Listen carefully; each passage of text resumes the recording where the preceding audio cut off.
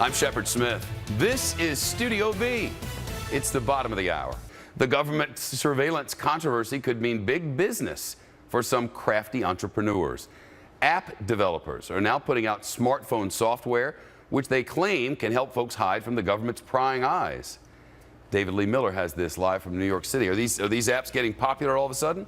Very, Shepard. You know, sales of these online apps to encrypt cell calls are soaring. One developer says business in the last week is up 400%.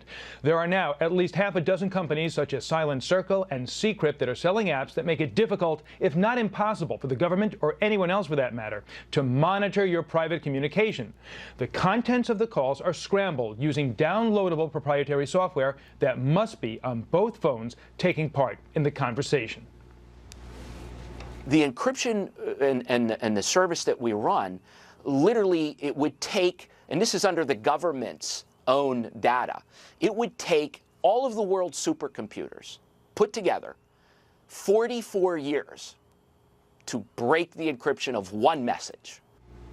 In addition to telephone calls, some of these encryption apps can also be used for texting, email, and video conferences. At least one encryption service says its prices start as low as $3 a month. And Shepard, they also offer a free trial.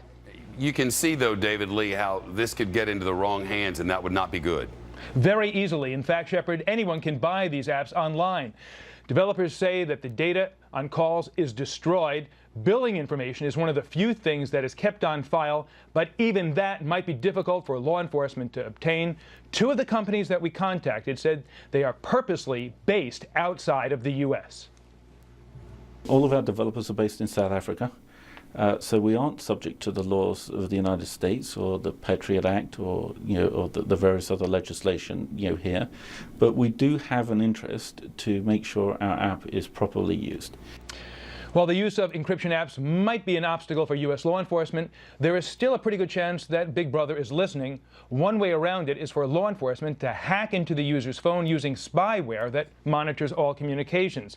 So yes, the government can still eavesdrop, but with this software, Shepard, it's considerably more difficult. All right, David Lee Miller in the newsroom. Thank you. That blind Chinese app